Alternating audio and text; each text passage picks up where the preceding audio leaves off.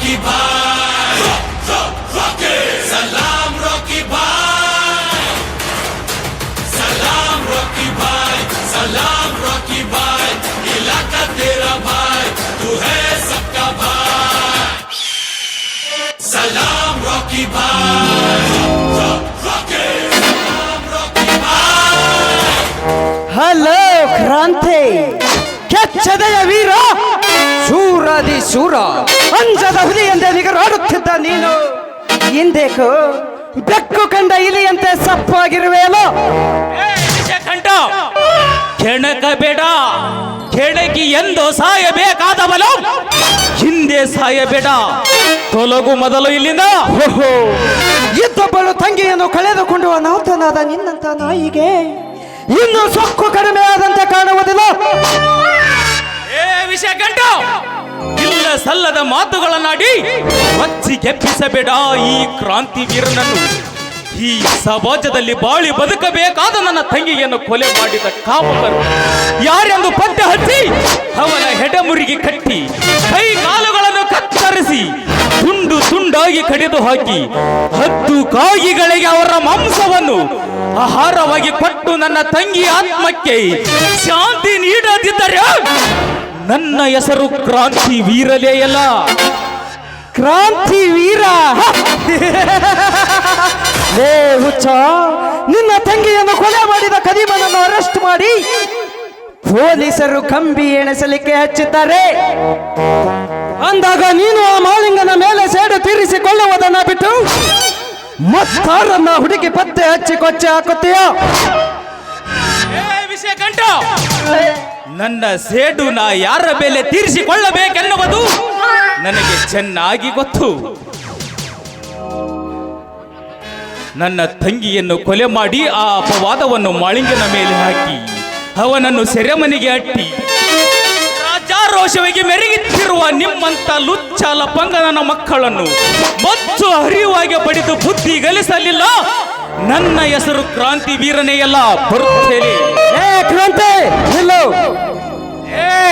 ನಿಗ್ರಿ ಆಡ್ಬೇಡ, ಈ ಭೂಮಿಯಿಂದ ನಿರ್ನಾಮ ಮಾಡಿಬಿಡುತ್ತೇನೆ.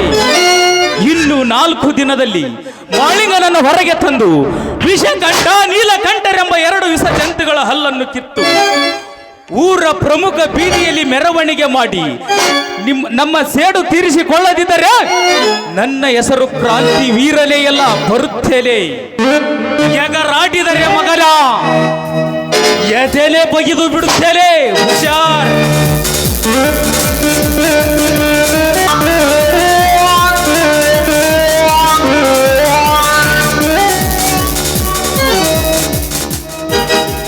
ಹೋಗು ಹೋಗಲೇ ಮಂಕೆ ಹೋಗು. ನಿನ್ನ ತಂಗಿಯನ್ನು ಹೇಗೆ ನನ್ನ ಸೇಡಿನ ಪ್ರತಿಕಾರದಿಂದ ಬಲಾತ್ಕರಿಸಿ ಕೊಚ್ಚಿ ಹಾಕಿದೆನೋ ಅದೇ ರೀತಿ ನಿನ್ನನ್ನು ಆ ಮಾಲಿಂಗನ ಮನೆತನದವರನ್ನು ಕೊಚ್ಚಿ ಹಾಕಲಿಲ್ಲ. ನನ್ನ ಹೆಸರು ವಿಷ ತುಂಬಿದ ವಿಷ ಕಂಠನೇ ಅಲ್ಲ.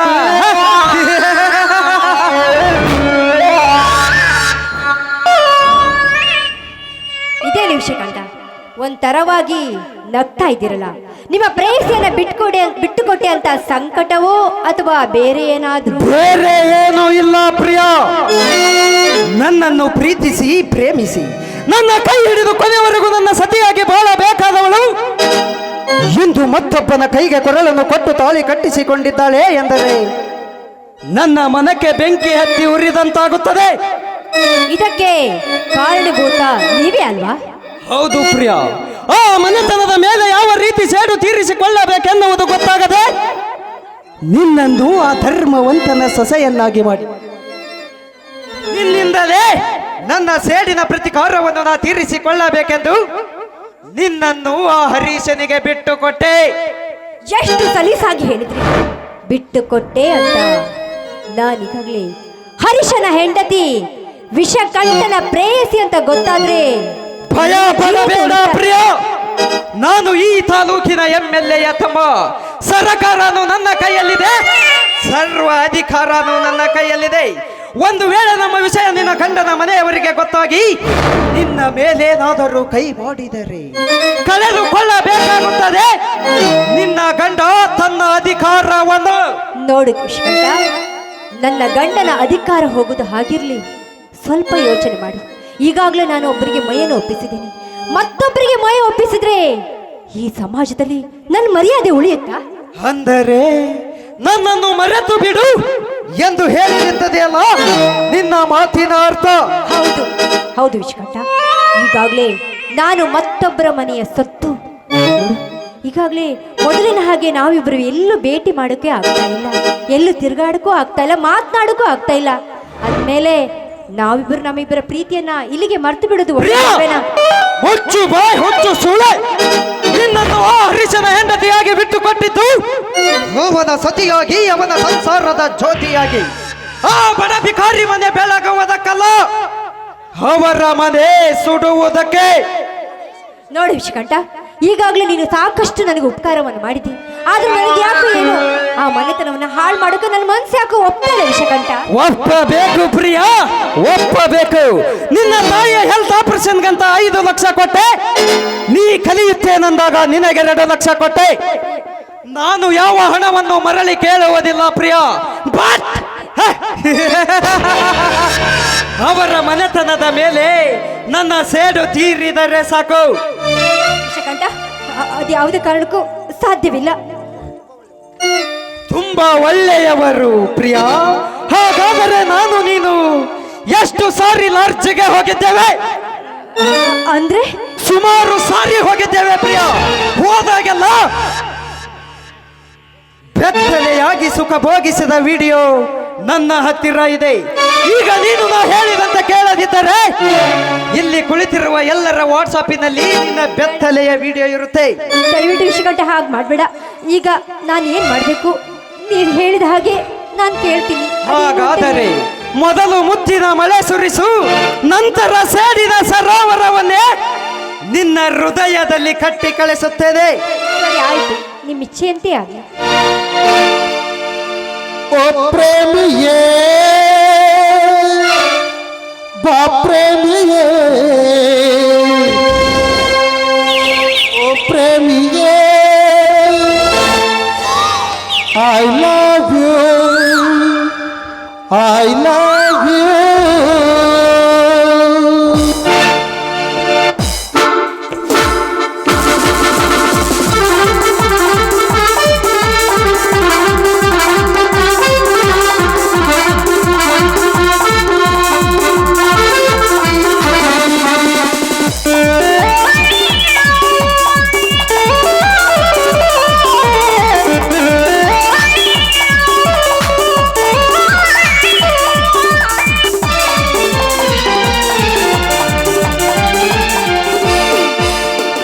ಹೃದಯವೊಂದು ದೇಗುಲ ಪ್ರೀತಿಯೇ ದೇವರು ಹೃದಯವೊಂದು ದೇಗುಲ ಪ್ರೀತಿಯೇ ದೇವರು ಕಾಯವಾಚ ಮನಸ ಆರಾಧಿಸು ಕಾಯವಾಚ ಮನಸ ಆರಾಧಿಸು ಓ ಪ್ರೇಮಿಯೇ ಬಾ ಪ್ರೇಮಿಯೇ ಓ ಪ್ರೇಮಿಯೇ I love you I love you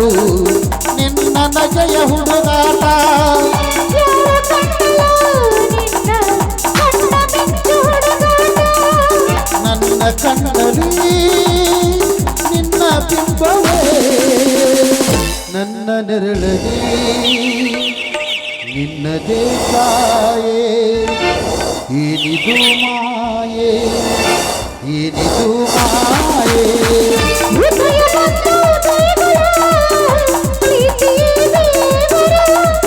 ಹೃದಯ ಮತ್ತು ದಯಗಳ ಪ್ರೀತಿಯೇ ದೇವರ. ಕಾಯವಾದ ಮನಸ ಆರಾಧಿಸು. ಕಾಯವಾದ ಮನಸ ಆರಾಧಿಸು. ಓ ಪ್ರೇಮಿಯೇ ಬಾ ಪ್ರೇಮಿಯೇ ಓ ಪ್ರೇಮಿಯೇ I love you I love you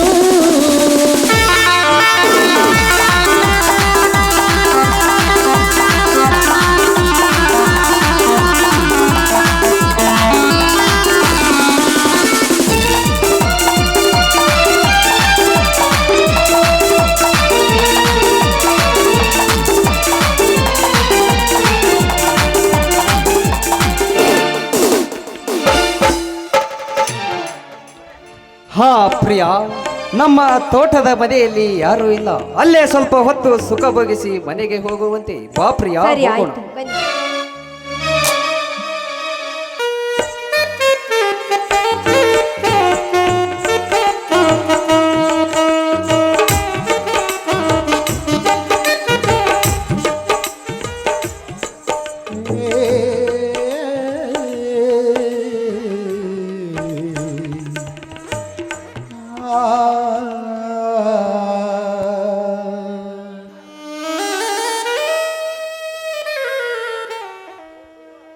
ಹೇ ದೇವ ದಯಾಗನ, ಧರ್ಮದಿಂದ ನಡೆದವರ ಬದುಕನ್ನು ದುರ್ಬಲಗೊಳಿಸಿ ದುರಂತಕ್ಕೀಡು ಮಾಡಿ ದೂರದಲ್ಲಿ ನಿಂತು ನಗುತ್ತಿರುವಿಯಾ ನೀನು?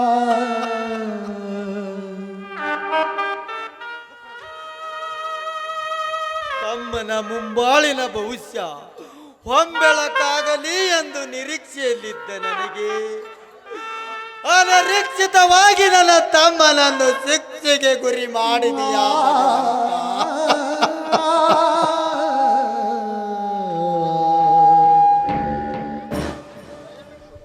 ನೋಡು, ಅಲ್ಲಿ ನೋಡು, ಜನರೆಲ್ಲ ನಿನ್ನನ್ನು ನ್ಯಾಯದಾತ ಅಂತಾರೆ.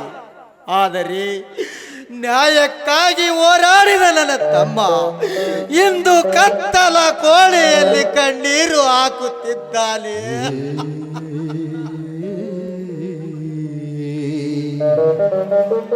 ನಿನಗೆ ಇದು ಕಾಣಿಸುತ್ತಿಲ್ಲವೇ? ಅಥವಾ ನೀನು ಆ ಶ್ರೀಮಂತರ ಅಧಿಕಾರಿ ಶಾಹಿಗಳ ಪರವಾಗಿ ನಿಂತು ಬಿಟ್ಟೀಯಾ?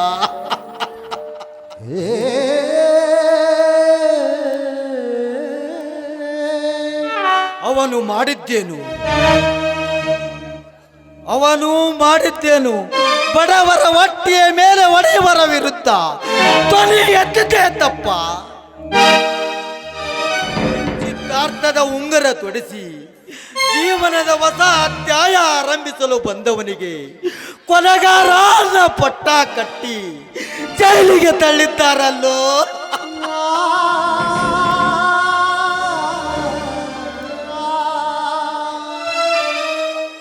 ಎಲ್ಲಿ ಹೋಗಿದೆ ನಿನ್ನ ನ್ಯಾಯ? ಎಲ್ಲಿ ಅಡಿಗೆ ಕುಳಿತಿದೆ ನಿನ್ನ ಧರ್ಮ? ನಾನು ಕೇಳುತ್ತಿರುವುದು ಕಳ್ಳರ ಲೆಕ್ಕವಲ್ಲ. ಕಳ್ಳರ ಲೆಕ್ಕ ಕೇಳುವುದಕ್ಕೆ ನಾನು ಕಳ್ಳನಲ್ಲ. ಋಣದ ಲೆಕ್ಕ ಕೇಳುವುದಕ್ಕೆ ನಾನು ತಾಯಿ ಅಲ್ಲ. ಭಕ್ತಿಯ ಲೆಕ್ಕ ಕೇಳುವುದಕ್ಕೆ ನಾನು ದೇವರಂತೂ ಅಲ್ಲವೇ ಅಲ್ಲ.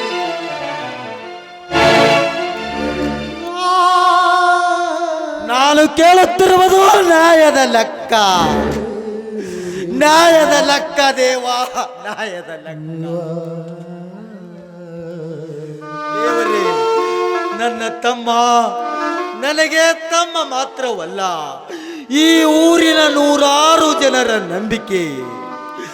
ಅವನು ಎದೆಗುಂದಿದಾಗ ನಾನು ಮಾತು ಕೊಟ್ಟಿದ್ದೆ, ಎಲ್ಲದಕ್ಕೂ ನಾನಿದ್ದೇನೆಂದು. ಆದರೆ ಇಂದು ಆ ಮಾತನ್ನು ನನಗೆ ಉಳಿಸಿಕೊಳ್ಳಲಾಗಲಿಲ್ಲ.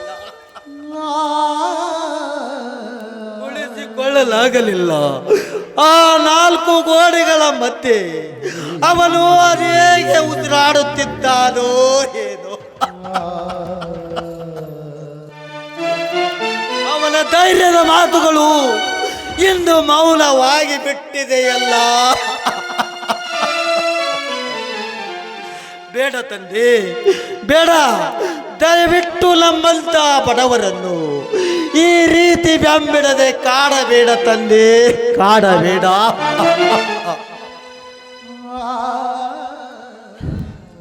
ರೀ ಏನ್ರಿ, ಜೈಲಿಗೆ ಹೋಗಿ ತಮ್ಮನನ್ನು ಮಾತನಾಡಿಸ್ಕೊಂಡು ಬರ್ತೇನೆ ಅಂತ ಬಂದವರು ಆ ದೇವರ ಹತ್ರ ತಾಸ್ಗಟ್ಲೆ ಮಾತಾಡುತ್ತಾ ಏನು ಬೇಡ್ಕೊಳ್ತಿರ್ವ್ರಿ? ಕಷ್ಟ ಬಂದರಲ್ಲವೇ ದೇವರ ಹತ್ತಿರ ಬೇಡಿಕೊಳ್ಳುವುದು. ಯಾವತ್ತೂ ಒಂದು ಸಣ್ಣ ಪ್ರಾಣಿಯನ್ನು ಸಾಯಿಸದ ನನ್ನ ತಮ್ಮ ತನ್ನ ಹೆಂಡತಿ ಆಗುವಳನ್ನು ಸಾಯಿಸುವನೇ? ಇಲ್ಲ, ಸಾಧ್ಯವೇ ಇಲ್ಲ. ನನ್ನ ಮೈದುನನ ಬಗ್ಗೆ ನನಗೆ ಚೆನ್ನಾಗಿ ಗೊತ್ತು ರೀ, ನನಗೆ ಚೆನ್ನಾಗಿ ಗೊತ್ತು. ನನ್ನ ಮೈದುನ ಕೊಲೆಗಾರನಲ್ಲ. ಆದಷ್ಟು ಬೇಗ ವಕೀಲರಿಗೆ ಭೇಟಿಯಾಗಿ ಬೇಲ್ ವಿಷಯ ಮಾತಾಡಿಕೊಂಡು ಬನ್ನಿ.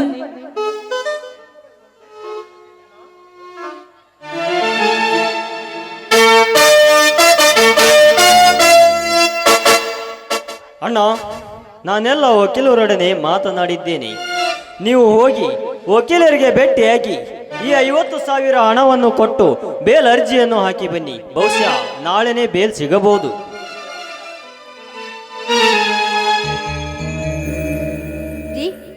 ಯಾಕೆ ಇಷ್ಟೊಂದು ದುಡ್ಡನ್ನ ಅವ್ರಿಗೆ ಕೊಡ್ತಾ ಇದ್ದೀರಾ? ಪ್ರಿಯಾ, ಜೈಲಿನಲ್ಲಿ ಇರುವ ನನ್ನ ಅಣ್ಣ ಗೊತ್ತಿಲ್ಲವೇ ನಿನಗೆ? ಅವನ ಬೇಲಿಗಾಗಿ. ಏನು, ಕೊಲೆ ಮಾಡಿ ಜೈಲಿಗೆ ಹೋದವನನ್ನ ಬಿಡಿಸೋಕಂತ ಹಣ ಕೊಡ್ತಾ ಇದ್ದೀರೇನು? ಯಾರಮ್ಮ ಕೊಲೆಗಾರ? ನನ್ನ ಮೈದುನ ಕೊಲೆಗಾರನೇ. ಮತ್ತಿನ್ನೇನು, ಕೊಲೆಗಾರನಾಗದೆ ಮತ್ತಿನ್ನೇನ್ ಮಾಡಿದ? ಅಂಥವನಿಗೆ ಈ ರೀತಿ ದುಡ್ಡು ಕೊಡ್ತಾ ಇದ್ದೀರಿ? ನಾಯಿ ಅಂತವನ ಅವನು. ಬಾಯ್ ಬಿಗಿ ಹಿಡಿದು ಮಾತನಾಡು. ನನ್ನ ತಮ್ಮನ ಬಗ್ಗೆ ಮಾತನಾಡುವ ಹಕ್ಕು ನಿನಗಿಲ್ಲ. ಹೌದು, ನಿಮ್ಮ ತಮ್ಮನ ಬಗ್ಗೆ ಮಾತನಾಡುವ ಹಕ್ಕು ನನಗಿಲ್ಲ. ಹಾಗೆ ನನ್ನ ಗಂಡನಿಂದ ಹಣ ತೆಗೆದುಕೊಳ್ಳುವ ಹಕ್ಕು ನಿಮಗಿಲ್ಲ. ಪ್ರಿಯಾ, ಬಾಯ್ ಬಿಗಿ ಹಿಡಿದು ಮಾತನಾಡು, ಹುಚ್ಚು ಹೆಣ್ಣೆ. ನನ್ನ ಅಣ್ಣನಿಗೆ ಎದುರುವಾದಿಸ್ತೀಯ? ಹೌದು, ನಾನು ಮಾತನಾಡಬಾರ್ದು. ಯಾಕೆ ಮಾತನಾಡಬಾರ್ದು? ಬಂದ ಹಣವನ್ನೆಲ್ಲ ಇವರಿಗೆ ಸುರಿದ್ರೆ ನಾಳೆ ನನ್ನ ಹೊಟ್ಟೆಯಲ್ಲಿ ಹುಟ್ಟುವ ಮಕ್ಕಳು ಭಿಕ್ಷೆ ಬೇಡಬೇಕಾಗುತ್ತೆ. ಯಾಕಮ್ಮ, ಯಾಕೆ ನೀನು ಈ ರೀತಿ ಮಾತಾಡ್ತಾ ಇದ್ದೀಯಾ? ನಮಗೇನು ಕಡಿಮೆಯಾಗಿದೆ ಅಂತ ನಮ್ಮ ಮಕ್ಕಳು ಬೀದಿಯಲ್ಲಿ ಭಿಕ್ಷೆ ಬೇಡುತ್ತಾರೆ? ಬಿನ್ನಾಡ್ಗಿತ್ತಿ ಮಾತಾಡ್ತೀನಿ ಬಂದ್ಬಿಟ್ಲು. ಬಂದ ಹಣ ಎಲ್ಲ ನಿನಗೆ ಕೊಟ್ರೆ ನಾವು ನಾಳೆ ಭಿಕ್ಷೆ ಬೇಡಬೇಕಾಗುತ್ತೆ ಕಣೆ. ಪ್ರಿಯಾ, ಏನು ದೇವರಂತ ನನ್ನ ಅತ್ತಿಗೆಗೆ ಇನ್ನೊಂದು ಅಕ್ಷರ ಮಾತನಾಡಿದರೆ ನಿನ್ನನ್ನು ಕೊಂದು. ಹರೀಶ, ಅವಳಿಗೆ ಏನು ಮಾಡಬೇಡಪ್ಪ. ನಿನ್ನ ಹೆಂಡತಿ ಮಾತನಾಡುವುದರಲ್ಲಿ ತಪ್ಪೇನಿಲ್ಲ. ನಿನ್ನ ಸಂಬಳವೇನಲ್ಲ ನಮಗೆ ಹಾಳು ಮಾಡಿದರಿ. ನಾಳೆ ನಿನ್ನ ಸಂಸಾರದ ಗತಿ ಏನಪ್ಪ? ಸಂಸಾರದ ಗತಿ. ಅಣ್ಣ, ಯಾವುದಣ್ಣ ಸಂಸಾರ? ತುಂಬಿದ ನಮ್ಮ ಮನೆಯಲ್ಲಿ ಸೀತೆ ಸಾವಿತ್ರಿಯಾಗಿ ಬಾಳುತ್ತಾಳೆಂದು ನಿಮಗೆ ಗೊತ್ತಿಲ್ಲದೆ ಇವಳನ್ನು ಕೈ ಹಿಡಿದು ತಂದೆ. ಆದರೆ ಇವಳು ನಮ್ಮ ಮನೆತನವನ್ನೇ ಮುರಿಯುವ ಶೂರ್ಪಣಿಕೆ ಆದಳು.